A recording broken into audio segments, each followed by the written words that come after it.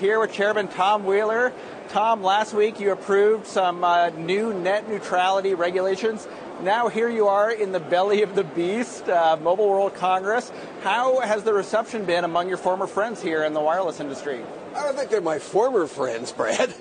No, I think that the most interesting thing is how anxious everybody is to learn exactly what the rules are about and how we structure them in such a way that they're built on the mobile model. We've built them around what has worked for the last 22 years in terms of regulating the wireless industry in the United States so that we could make sure that there was adequate investment that would continue to come as a result of the fact that there is no rate regulation, no tariffing, and those traditional kinds of monopoly regulation that you heard so much about during the debate. And so what the feeling that I'm getting here and talking to people is they're saying, well, as I understand it better, and it's significant. I mean, Sprint has come out and said they support it. T-Mobile has said that they'll continue investing under this. Google Fiber has said even though we are now a Title II common carrier, we will continue to investigate. The small wireless carriers have said, hey, I think this is something we can live with. On and on and on, there has been a list of people who have said, well, the more we get past the rhetoric and the more we get to what's going on here, then perhaps this is something we can make work. That said, though, I mean, will the road ahead be that easy? Should we expect some litigation similar to what we saw with the 2010 proposed rules? Well, the big dogs have promised that they're going to litigate. And one of the funny things, Brad, about it is that everybody talks about, this 317-page order.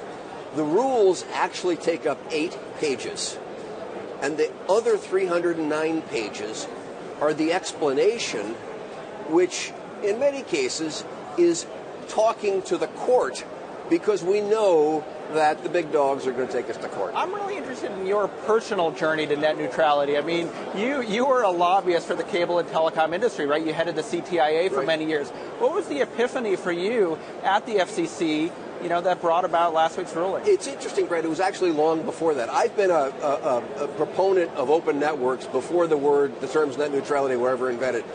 Because everybody talks to me, Wheeler, a former lobbyist. What they also leave out is former entrepreneur who's started half a dozen companies, former venture capitalist who understood the importance of open internets and access to networks. And so I walked into this job being a strong proponent of open networks. Did the very public statement by the Obama administration last November play a role in the new rules? So we had been going through a whole process. I had proposed in February a set of rules that took a slightly different approach using what's called Section 706, but also asked the question about should we use Title II? And between that period in February or May to the middle of summer, I met with a whole bunch of consumers and innovators and investors who all said, there's a real problem in the approach you were looking at because the test there was the term commercial reasonableness. What's commercially reasonable? And they said, if this is determined subsequently to mean what is reasonable for the ISPs, for the network operators, that will be a mistake. And I said, okay, I get it. I understand that. Let's start going back to the old test of what's just and reasonable. And the way you get to that is you use Title II, the Communications Act.